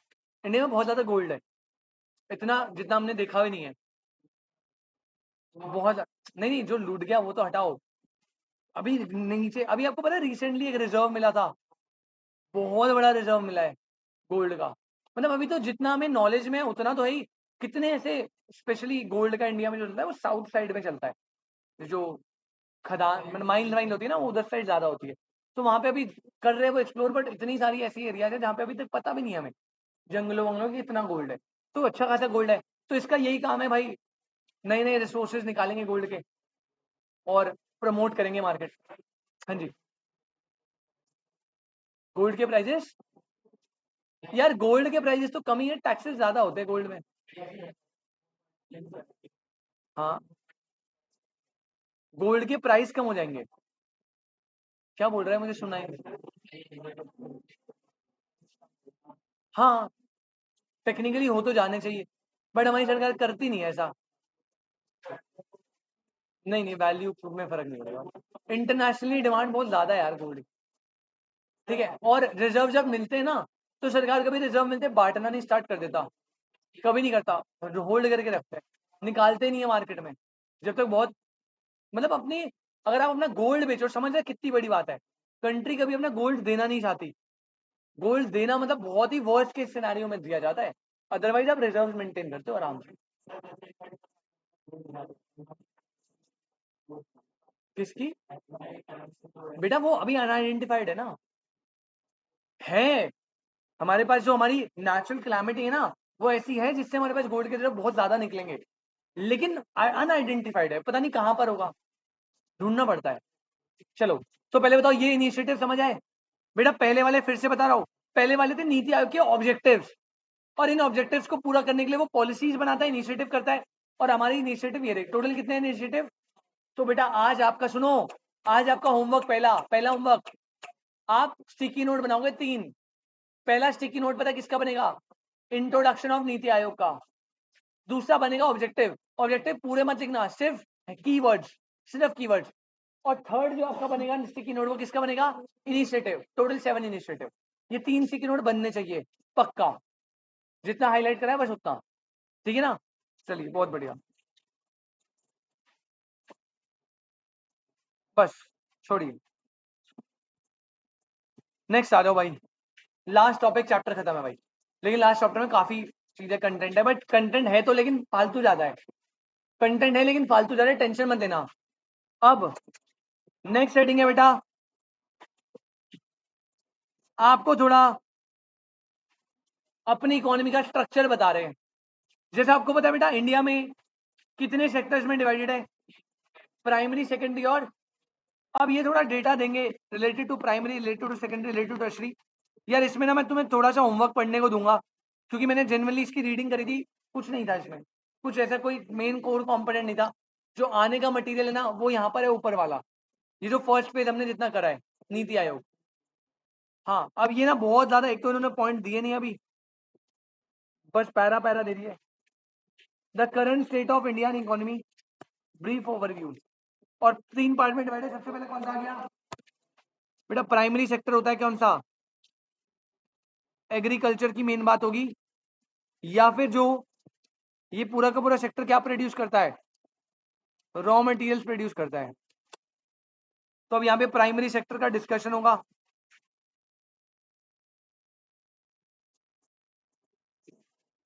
फिर सेकेंडरी आ गया, फिर टर्शरी आ गया। टर्शरी छोटा है काफी। चलो बेटा उल्टा स्टार्ट करते, आ जाओ, आ जाओ जाओ, बचपन से लेके आज तक उल्टे काम करे तुमने, आ जाओ। पहले टर्शरी पे आ जाओ, छोटा है ना, जल्दी खत्म हो जाए। टर्शरी आपको ऑलरेडी पता है, टर्शरी कौन सा होता है बेटा? ये होता है सर्विस सेक्टर। ये कौन सा सेक्टर होता है बेटा? प्राइमरी सेक्टर जो है वो रॉ मटेरियल प्रोड्यूस करता है, सेकेंडरी सेक्टर रॉ मटेरियल को कन्वर्ट करता है किसमें? फिनिश गुड्स में। और टर्शरी सेक्टर जो है उसका काम है प्राइमरी और सेकेंडरी को सर्विस देना, like banking, like transportation, like electricity. अब अगर इलेक्ट्रिसिटी सेक्टर नहीं है तो क्या रॉ मटेरियल फिनिश गुड में कन्वर्ट हो पाएंगे? मशीन चल पाएगी? नहीं। तो ये टर्शरी सेक्टर का काम है, इलेक्ट्रिसिटी, ट्रांसपोर्टेशन, बैंकिंग, क्रेडिट, ये सब। अब देखना इंडिया में सर्विस सेक्टर की ग्रोथ के बारे में कुछ बता रहे हैं, कह रहे हैं a remarkable feature of the post reform Indian economy is the overreaching role of the service sector in the generating growth of income and employment। बस रीड करना है, मैं पहले बता रहा हूँ, इस पूरे 6-7 पेज जो भी है, मैंने देखे कंटेंट कुछ भी नहीं है, ऊपर नीति आयोग तक था कंटेंट एमसीक्यू वाला, इसमें बस मैं रीड कराऊंगा, अगर कुछ मुझे लगा इंपॉर्टेंट पर्पस के लिए तो मैं मार्क करा दूंगा, वैसे मैंने पढ़ा था नहीं था, ठीक है? जल्दी से बस एक रीड दे रहे हैं। Unlike the unusual economic development process of nation, while where economic growth has led to shift for agriculture to industry or from primary to secondary, India has a unique experience by passing the secondary sector in the growth trajectory by a shift from agriculture to service। अब देखो क्या बोल रहा है बेटा, generally other economies में पता क्या हुआ था, इस पैराग्राफ में क्या बोल रहा है? अदर इकोनॉमीज लाइक चाइना वगैरह होते, वो एग्रीकल्चर से जंप मार के कहा जाती है? इंडस्ट्री। एग्रीकल्चर से इंडस्ट्री, कौन? Other economy. देन इंडस्ट्री से सर्विस, ऐसे ग्रोथ होती है, पहले एग्रीकल्चर करते हैं, फिर इंडस्ट्री करते हैं, फिर ये करते हैं। लेकिन इंडिया में ये ऑब्जर्व किया गया इंडिपेंडेंस के बाद के एरा में कि हमने एग्रीकल्चर ग्रोथ के बाद ज्यादा ग्रोथ किसमें कर दी? डायरेक्टली सर्विस में। क्योंकि यहाँ पे पता क्यों हुआ ऐसा, पॉपुलेशन बड़ी ज्यादा है, स्किल्ड लेबर अवेलेबल है at a cheap price, skilled labour available at a cheap price. तो भाई आपका सर्विस सेक्टर तो ऐसे ग्रो ही करेगा ना। तो यहाँ पे इंडिया में देखा गया कि प्राइमरी से बाद सेकेंडरी पे इतना ज्यादा ग्रोथ नहीं हुआ, प्राइमरी के बाद ज्यादा ग्रोथ किस पे हुआ, डायरेक्टली टर्शरी। अब India service sector covers, underline करना, covers wide variety of activities. अब सर्विस सेक्टर में क्या क्या था, बहुत वाइड है भाई। अब ये सारा सर्विस सेक्टर की लिस्ट दे रखी है। The broad classification of service as the national industrial classification 2008। अब 2008 का डेटा भी देखा है, देखो क्या क्या है, wholesale retail trade and repair of vehicles, transportation and, ये सारा सर्विस के अंदर आता है, टर्शरी के अंदर। अब आपको इसमें क्वेश्चन कैसा आएगा, आपके, मैंने स्कैनर देखा उसमें जो क्वेश्चन बन रहे हैं वो कैसे बन रहे हैं, आपको ऑड वन आउट दे देगा, 4 ऑप्शन है, ऑड वन आउट करना है, किसको, 3 दे दिए प्राइमरी के और 1 दे दिया टर्शरी का, या प्राइमरी के दे दिए 1 दे दिया इंडस्ट्री का, या 3 टर्शरी के दे दिए 1 दे दिया इंडस्ट्री का। तो आपको पता होना चाहिए कि कौन सा सेकेंडरी में आ रहा है, कौन सा टर्शरी में आ रहा है, कौन सा प्राइमरी में, बस। तो wholesale retail trade and repair of vehicles, transportation and storage, ये भी किसका बेटा, टर्शरी का। Accommodation and food service, accommodation मतलब होटल वोटल में स्टे होता है ना, अकोमोडेशन एंड फूड सर्विस ये भी हो गया। Information and communication, financial and insurance activity, ये भी सर्विस प्रोवाइड करती है, बैंक्स वगैरह की बात करें। Real estate activities, professional scientific and technical activities, administrative, real estate बेटा मतलब हाउस प्रॉपर्टीज वगैरह। जैसे अगर फॉर एग्जांपल मुझे फैक्ट्री डालनी है प्रोडक्शन करने के लिए, इंडस्ट्री खोलने के लिए, तो बेटा उसके लिए मुझे पहले एक अच्छा लैंड चाहिए सही जगह पे, तो वो कौन देगा, वो रियल एस्टेट सर्विसेज देंगी ना मुझे, तो सेकेंडरी हो गई ना। Public administration, defence, compulsory social security scheme, जैसे प्रोविडेंट फंड, ये सब होता है ना, वो बात कर रहा है। एजुकेशन भी किसमें आता है बेटा, टर्शरी सेक्टर में। अब देखो, क्या एजुकेशन डायरेक्टली प्रोडक्शन पे इंपैक्ट करता है, नहीं, लेकिन इनडायरेक्टली तो करेगा ना। अगर एक एजुकेटेड लेबर है, स्किल्ड लेबर है, तो एफिशिएंसी इन प्रोडक्शन क्या होगा, ज्यादा। तो ये सर्विस दे रहा है भाई इनडायरेक्टली, ठीक है। Health, social work activities, art entertainment recreation, ये भी टर्शरी में आता है, बस लिस्ट में ध्यान रखना। Other service activities, activities of household as employer,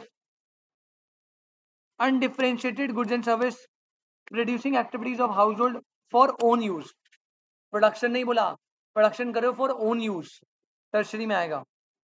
इसे इंपॉर्टेंट मार्क कर लेना 14 वाले को। Extra territory organisation and bodies, ये सब बेटा लिस्ट है किसकी, टर्शरी की। बस एक बार नजर मार लीजिएगा, प्रैक्टिकली पूरा याद करो वो तो हो नहीं पाएगा। सॉरी, मर्जर्स, मदर्स,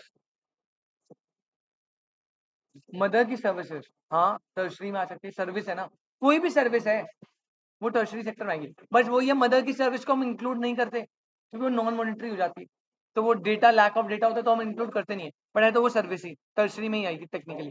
हाँ जी बेटा, यहाँ पे अनडिफरेंशिएटेड गुड एंड सर्विसेज होते हैं जो टेक्निकली ना, एक होता है मेन प्रोडक्ट, एक होता है बाय प्रोडक्ट। तो जब आप मेन प्रोडक्ट को बनाते हो ना, तो उससे कनेक्टेड बाय प्रोडक्ट्स भी जनरेट होते हैं, उससे रिलेटेड सर्विस को अनडिफरेंशिएटेड गुड्स एंड सर्विस बोलते हैं। यार जैसे आप जो है ना, कोई पर्सन है तो मेन गुड्स एंड सर्विस में परफॉर्म कर रहा है, जैसे पता है क्या, जैसे फॉर एग्जांपल संचित है, वो मेरी फैक्ट्री में काम कर रहा है, क्या काम कर रहा है, गुड्स एंड सर्विस को प्रोड्यूस करने का, तो ये तो हो गया मेन लेबर, मेन डायरेक्टली क्योंकि रेगुलेट कर रहा है प्रोडक्शन को।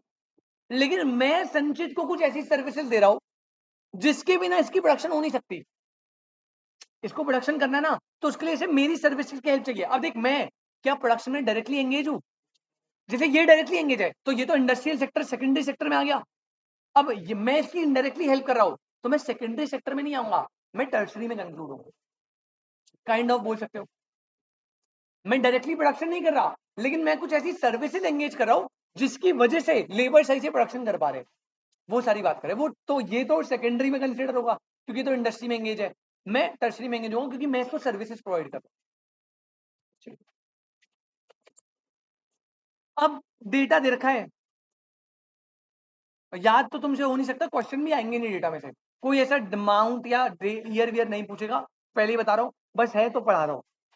Service sector refers to industry producing intangible goods with service as output. The service sector, देखो अंडरलाइन करो, this is good, this is good, आ सकता है। सर्विस सेक्टर क्या है? Industry producing. बेटा अगर यहां तक आया तो अब ये सर्विस नहीं है, अभी क्या है? सेकेंडरी। लेकिन आगे क्या लिखा हुआ है? Intangible goods. इंटेंजिबल गुड्स क्या होते हैं? सर्विसेज। इंटेंजिबल गुड्स क्या होते हैं? सर्विसेज को इंटेंजिबल गुड्स बोलते हैं। जैसे मैं आपको पढ़ा रहा हूं तो मैं आपको एक इंटेंजिबल गुड दे रहा हूं, नॉलेज, यानी मैं आपको क्या दे रहा हूं? सर्विस दे रहा हूं। तो सर्विस सेक्टर रेफर क्या होता है? इंडस्ट्री जो प्रोड्यूस करती है सर्विसेज, उन्हें बोलते हैं सर्विस सेक्टर। और सर्विस को यहां पर सर्विस ना बोलते हुए क्या बोल दिया? Intangible goods via service as output. तो इनका आउटपुट क्या होता है? इनका आउटपुट कोई टेंजिबल गुड नहीं होता, इनका आउटपुट क्या होता है? सर्विस होता है, which is the intangible good. The service sector is the, underline करना, largest sector of India. Accounted, data याद नहीं रखना, नहीं करना। अकाउंट्स फॉर 53% ऑफ टोटल, मतलब इंडिया की, बेटा जीवीए याद है ना, जीडीपी को जीवीए भी बोलते थे, प्रोडक्शन मेथड में बताया था। तो इंडिया की जीडीपी का अप्रोक्स 54% कहां से आता है? सर्विस टर्शरी सेक्टर से। At current prices for the service sector is estimated as ना, छोड़ दो। Service sector is the, underline करो, fastest growing sector in India and highest labour productivity. Both domestic and global factor influence the growth of service sector. आपको पता है service sector में तो सबसे ज्यादा फॉरेन डायरेक्ट इन्वेस्टमेंट लगती है।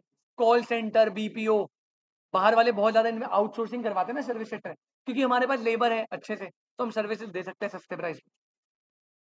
The exceptionally rapid expansion of knowledge based services, आगे बेटा, such as professional and technical service. सबसे ज्यादा सर्विसेज इंडिया पता एक्सपोर्ट किसका करता है? नॉलेज बेस्ड सर्विसेज, जैसे professional and technical service, engineers, doctors. India सबसे ज्यादा इंजीनियर डॉक्टर जो है वो बाहर जाते हैं, अकाउंटेंट्स बाहर जाते हैं। पता क्यों? क्योंकि वहां पे आपको प्राइजेस, इनकम्स अच्छे मिल सकते हैं।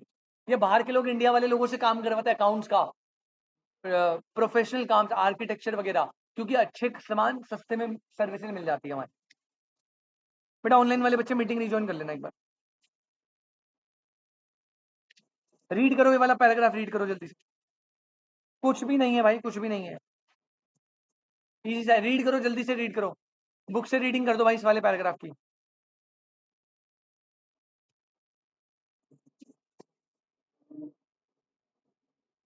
प्राइमरी और सेकेंडरी में जो हाईलाइट है उतना ही पढ़ना है, बाकी सारी बातें बकवास है बेटा।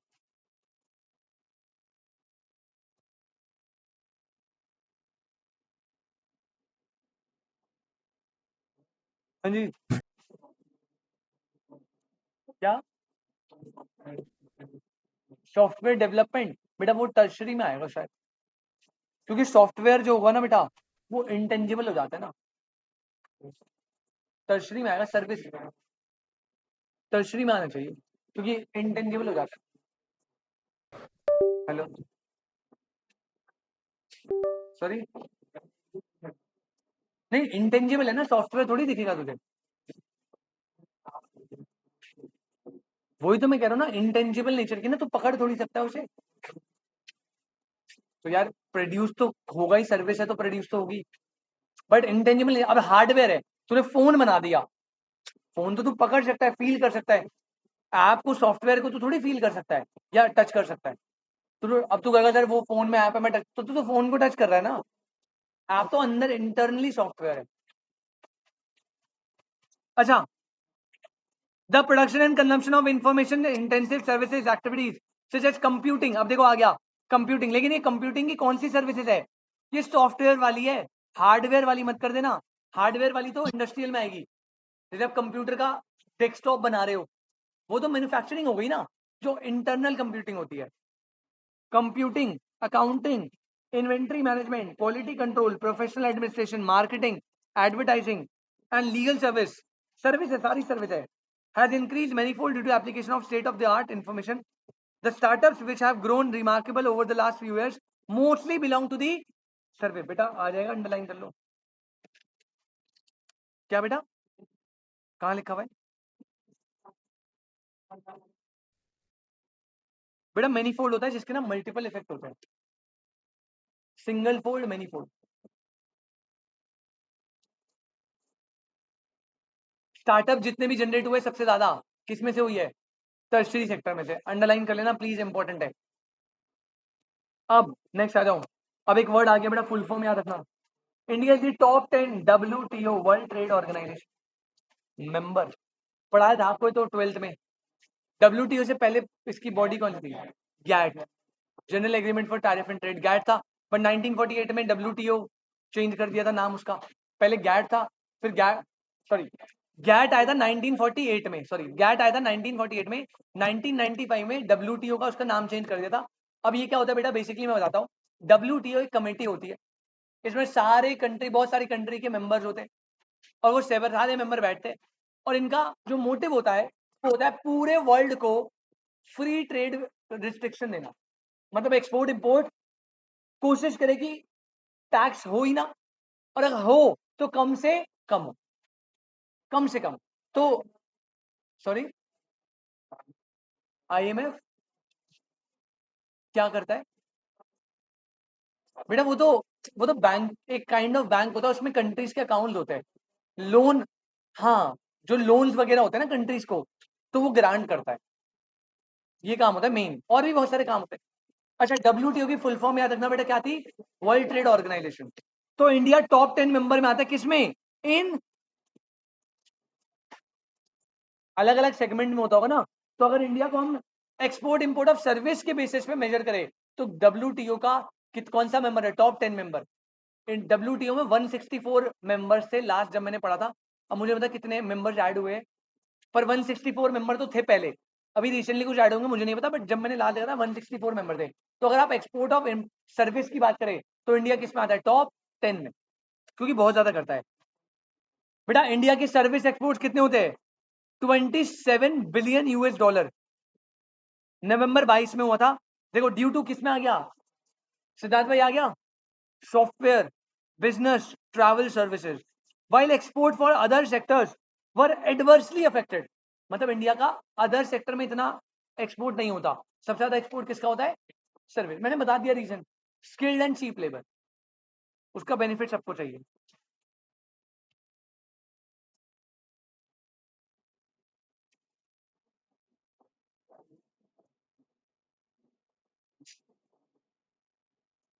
बेटा सैमसंग, बेटा अगर तू अपने असली नाम से होता ना बेटा, घर से ना बाहर निकाल के मारता. अगर बस दुआ करियो मुझे पता ना चल जाए आप कौन हो, अदरवाइज मैं आपसे ना ये एक बार मैंने सामने बोल दियो बेटा, अगर तेरे में दम है तो बस. बेशरम, ये CA बनेंगे भाई.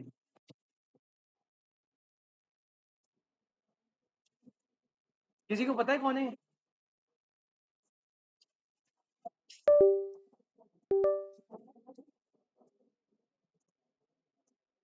आ जाओ यार वापस से, छोड़ो छोड़ो, अवॉइड करो. While exports for other sectors were adversely affected, India's service exports have remained resilient during COVID-19 pandemic. The reason are higher demand for digital support and need for digital infrastructure modernization. तो Covid में हमारा service sector जो है वो better चल रहा था, बाकी सेक्टर में एडवर्स इफेक्ट आया था बाकी, बट ये वाला बेटर चल रहा था. और अगेन कुछ डेटा देखो फटाफट. India service sector is the largest, underline करना, largest recipient of FDI inflows. India के सर्विस सेक्टर में सबसे ज्यादा फॉरेन डायरेक्ट इन्वेस्टमेंट आती है. FDI equity inflows into the service sector accounted for more than 60% of total FDI equity inflows in India. मतलब जो total FDI आती है उसमें से 60% किसके लिए होती है बेटा? टर्शरी सेक्टर के लिए. बाहर के लोग इंडिया में बहुत ज्यादा पैसा लगा रहे हैं एज इन्वेस्टमेंट टर्शरी के. The world investment report 2022 of UNCTAD, ये कोई होगा, प्लेसेस इंडिया हैज, अंडरलाइन करना please, 7th largest recipient of FDI.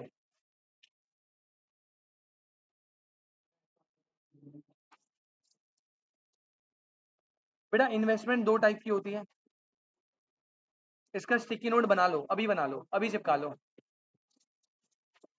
Sticky note चिपका लो अभी के अभी।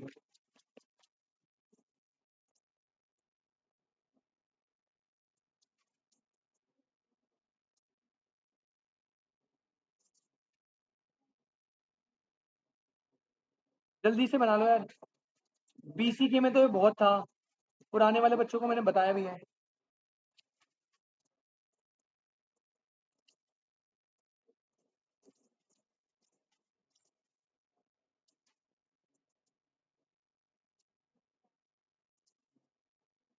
इन्वेस्टमेंट दो टाइप की होती है बेटा, एक साइड करना बेटा foreign direct investment,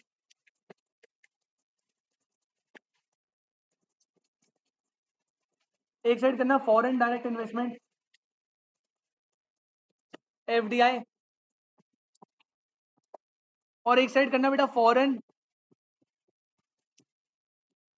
institutional investment which is FII. हाँ आ रहा हो, उसी पे आ रहा हो, एक मिनट।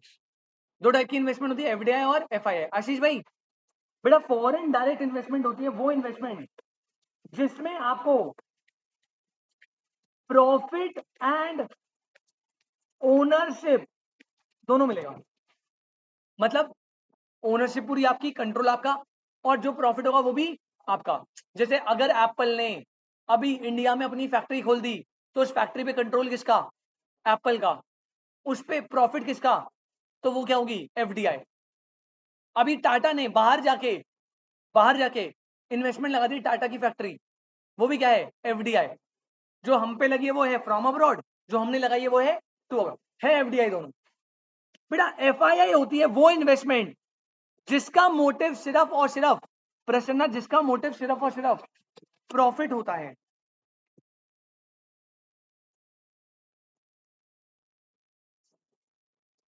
जिसका मोटिव सिर्फ और सिर्फ क्या होता है बेटा, जिसका मोटिव सिर्फ और सिर्फ प्रॉफिट होता है।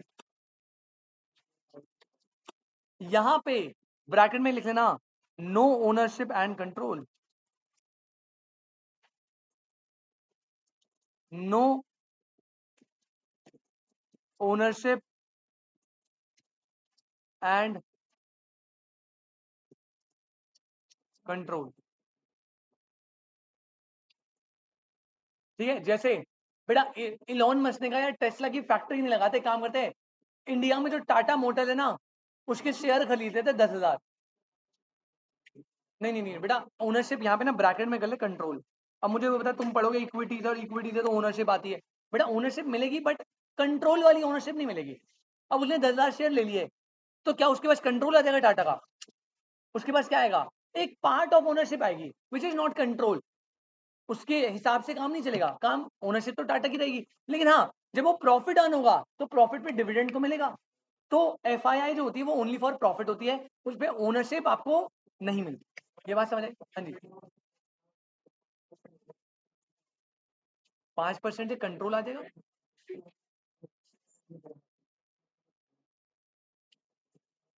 भाई कंट्रोल का मतलब मेजोरिटी कंट्रोल, डिसीजन मेकिंग वो कब आएगी, मोर देन 50% पे आती है, तभी तो आएगी ना। अब कंट्रोल ऑब्वियसली उसे, अब मैं तो टाटा मोटर का एक शेयर भी खरीदूं तो आपके पास पूरा मैसेज आता है, मेरे को मेल आता है। जैसे मेरे पास टाटा मोटर के 100 शेयर थे, कोविड के टाइम पे खरीदे थे, अब वो 100 शेयर पे मुझे मेल आता है हमेशा कि आपकी वोटिंग वोटिंग है, इतना ये है, इतना है। मेरे को वोटिंग करने का राइट है, लेकिन क्या मैं डिसीजन मेकिंग कंट्रोलिंग पावर रखता हूँ, नहीं रखता ना भाई। 100 शेयर से कुछ थोड़ी होगा, इतनी बड़ी कंपनी, इतने लैक ऑफ शेयर है, कैसे मिल जाएगा। तो यहाँ पे वो वाला छोटा मत सोचो कि सर हमें तो सर ने बताया था एक इक्विटी शेयर से भी आपके पास पावर आती है, आती है, वोटिंग पावर है, ओनरशिप है, लेकिन आपके पास सब्सटेंशियल कंट्रोल नहीं आता, इतना कंट्रोल नहीं आता कि आप डिसीजन मेकिंग को पलट दोगे। समझ लो क्या, डिसीजन मेकिंग होनी चाहिए आपके पास, आपने जो बोल दिया वो होगा। ठीक है, अगर आपने मोर देन 50% एफआईआई लगा दी, फिर वो एफआईआई किस बात की, फिर तो वो क्या हो गई, एफडीआई हो गई। अगर मैंने टाटा मोटर्स जो है उसके 100 शेयर है टोटल, उसमें से मैंने 51 शेयर खरीद लिए, तब वो एफआईआई थोड़ी कहलाएगी, फिर वो क्या बन जाएगी, एफडीआई बन जाएगी। समझ आया? इन्वेस्टमेंट कितने टाइप की होती है? दो, एफडीआई और एफआई। एफडीआई में प्रॉफिट ओनरशिप मिलता है और वहां पे सिर्फ क्या मिलेगा? Profit without ownership control. FDI को हम प्यार से डायरेक्ट इन्वेस्टमेंट बोलते हैं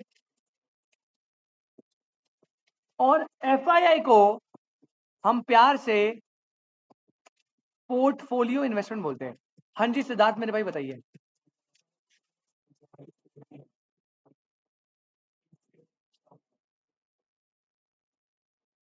मतलब आप कह रहे हो कि किसी के पास 30% शेयर है? नहीं नहीं, मेजोरिटी कैसे हो गई ना? सबसे ज्यादा नहीं, मोर देन 50। तो भाई मैं समझ गया, कंपनी में मेंबर है बहुत सारे। अब इसके पास 30% है, इसके बाद 10 है, इसके बाद 10 है, इसके बाद 10 है, इसके बाद 10 है, इसके बाद 10 है, ऐसे करके ऐसे बटी हुई है ना। यही बोल रहा है तू कि एक के पास सबसे ज्यादा है, तो इसकी एफडीआई थोड़ी ट्रीट कर लेगा तू? अभी भी एफआईआई कंसिडर होगा, अभी भी इसके पास क्या एफआईआई कंसिडर होगा।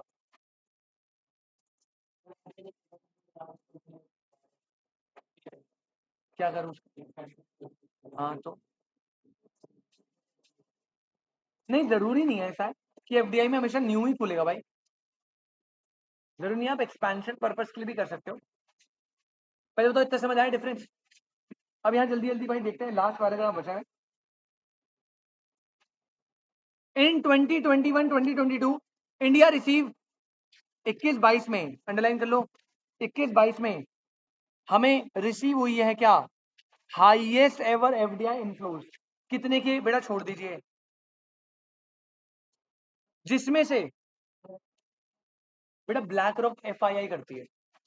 इन वर्ल्ड की सबसे बड़ी one of the biggest asset management company है ब्लैक रॉक, और वो एफआईआई करती है बेटा। ब्लैक रॉक सुना है आपने? पता है आपको ब्लैक रॉक? एक जेपी मॉर्गन भी सुना होगा, जेपी मॉर्गन, ये भी वही है। JP Morgan, BlackRock, FII building FII करती है। उनका जो मेजर काम है वो एफआईआई का है। एफडीआई कर देती होंगी थोड़ी बहुत, लेकिन जो जेपी मॉर्गन है और ब्लैक रॉक है, ये कोर, जिनका काम है ना, जो मेन है, जिनका काम है कोर इन्वेस्टमेंट कंपनी एफआईआई करती है। हाँ, कुछ इन्हें अगर बहुत ही ज्यादा लग रहा है कि एक कंपनी इंडिया में जो बहुत ही ग्रोथ सेक्टर है, तो लगता है एफडीआई मार दे, पूरी खरीद ले कंपनी, ऐसा भी करती है। लेकिन जनरली इनका जो टारगेट होता है एफआईआई का होता है शॉर्ट टर्म के लिए, और गवर्नमेंट जो है ना वो हमेशा एफडीआई से आती है, क्योंकि एफआईआई हमेशा शॉर्ट पर्पस के लिए होगी। जैसे अब ब्लैक रॉक है, ब्लैक रॉक क्या करता है? इंडिया में किसी पर्टिकुलर शेयर पे इन्वेस्ट करा, फॉर एग्जाम्पल पेटीएम, पेटीएम उठा तगड़ा तरीके से, जैसे उठा बेच दिया, इतने बड़े स्टेक पे खरीदा होता है, जैसे ही बेचा शेयर मार्केट में फॉल आ जाएगा। तो एफआईआई सरकार ने ज्यादा प्रमोट नहीं करती, उन्हें पता है ये प्रॉफिट के लिए, शॉर्ट टर्म के लिए आएंगे, जैसे प्रॉफिट में निकल जाएंगे। लेकिन सरकार का, मोदी जी का फोकस किस पे है? वो कह रहे हैं एफडीआई करो भाई, क्योंकि जब आप एफडीआई लगाओगे, आपकी ओनरशिप, आपका कंट्रोल, तो आप शॉर्ट टर्म के लिए जाओगे, फिर तो आप 50 साल 100 साल रहोगे, पैसा लंबे टाइम तक इंडिया में रहेगा। समझ रहे हो? क्या हो गई? हाँ, जैसे टेस्ला वेस्ला है, उन्हें वही तो बोल रहा है, बाहर से नहीं मंगवाओ ना भाई, यहीं इन्वेस्ट करो, यहाँ पे बनाओ, यहीं पे लो, फिर आप बेच लो जितना बेचना। तो हमने हाईएस्ट रिसीव करी थी, जिसमें से इतना पार्ट एफडीआई का सर्विस सेक्टर से था। आगे, to ensure the liberalisation of investment of in various industry, the government is permitted 100%, underline कर लो बेटा, गवर्नमेंट ने परमिट कर दिया क्या? 100% foreign participation in telecommunication services through automatic route, including और सर्विसेज एंड इंफ्रास्ट्रक्चर प्रोवाइडर। अब सुनना, ये लाइन बड़ी इंपॉर्टेंट है। पहले क्या होता था? पहले एफडीआई की लिमिट पता है कितनी थी? जनरली एफडीआई लिमिट थी 49%। मतलब बाहर से अगर किसी बंदे को एफडीआई डालनी है तो कितनी डाल सकता है? बाहर से अगर अपनी अपना कंपनी खोलना है 49, यार एक बात बताओ, 49% में फॉरेन इन्वेस्टमेंट होती है कहीं से? आपको तो कंट्रोल ही नहीं मिलेगा, तो कोई बंदा बाहर का इंडिया में इन्वेस्ट करना पसंद करेगा? क्योंकि भाई हमें जब कंट्रोल ही पावर नहीं मिल रही, तो हम इन्वेस्ट करके फायदा क्या है? तो लोग डिस्करेज होते थे। इंडिया को समझ आया भाई सही कह रहा है, तो इंडिया ने इस लिमिट को चेंज करा, और इस लिमिट को 51% से कहीं कहीं जगह पे क्या कर दिया? 100। सर हर जगह 100 है? नहीं नहीं नहीं नहीं, कई जगह पे आज भी 50, 49, 51 है। जैसे इंश्योरेंस है, इंश्योरेंस में 100 नहीं है, 51 है, ठीक है ना? तो सेक्टर सेक्टर वाइज है, बट जनरली अब कहाँ कर दिया है 100% तक एफडीआई ले सकते हो आप, ताकि ज्यादा से ज्यादा पैसा इंडिया में आए, अच्छा रहेगा। द एफडीआई सीलिंग, अब देखो आ गया बेटा, एफडीआई सीलिंग इंश्योरेंस कंपनी में लिमिट, अच्छा दोबारा चेंज हो गई है लिमिट। लास्ट ईयर अगर आपको याद हो बीसीकी में 49 से 51 लिखी थी, अब दोबारा चेंज हो गया। एफडीआई की सीलिंग लिमिट जो है वो 49 से कितनी हो गई है, याद रखना, इससे आ सकता है बेटा क्वेश्चन। पूरी एफडीआई लिमिट 100% तक है, लेकिन कुछ सेक्टर में अलग अलग है, जैसे इंश्योरेंस पहले कितनी थी, मतलब अगर बाहर के बंदे को इन्वेस्ट करना है तो मैक्सिमम 49% ही फॉरेन इन्वेस्टमेंट लगा सकता है, और अब वो लिमिट कितनी हो गई है 74, 100 नहीं दिया। Measures undertaken by the government such as the launch of national single window system and enhancement in the FDI ceiling through automatic route has played a significant, automatic route लिख लो बेटा, यहाँ पे क्या होता है, ऑटोमेटिक रूट होता है without government approval.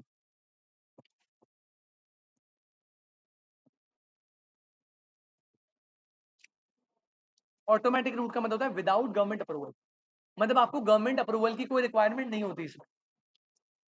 इसके बियॉन्ड जाओगे तो अप्रूवल लेना पड़ेगा, देगी भी नहीं गवर्नमेंट।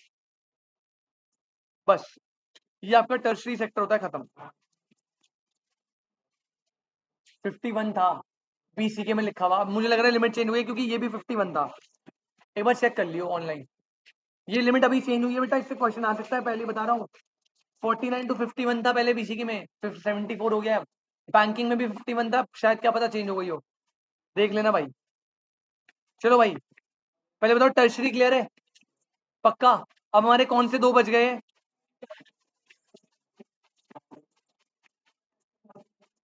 कल बेटा कल मिलते हैं क्लास के लिए, और कल अपन लोग ना प्राइमरी और सेकेंडरी करेंगे। हाँ जी, अब आपकी डेली क्लास हो सकती है।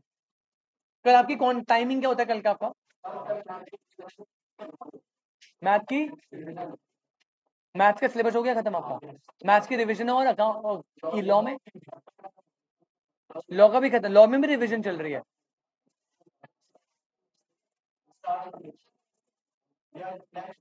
अच्छा नेक्स्ट रिवीजन, अच्छा वही, तो ठीक है, मैथ्स की कब से कब तक है, 12:30 से 11:30 से 1 होती है, तो मतलब मैं या तो 11:30 से पहले या 1 के बाद रख सकता हूँ ना। मैं ट्राई करता हूँ, मेरी दूसरी क्लास भी है। हाँ ये हो सकता है कि मैं ऐसे रख लूँ 8:30 से 9:30 तक, 8:30 से 9:30 तक। यार मेरी ना दूसरी क्लास भी बीच में बढ़ रही है, या तो 1 बजे के बाद सही रहेगा। चलो मैं बता दूंगा, ये मैं बता दूंगा, ठीक है। कल मिलते हैं भाई क्लास के लिए, tata bye bye take care.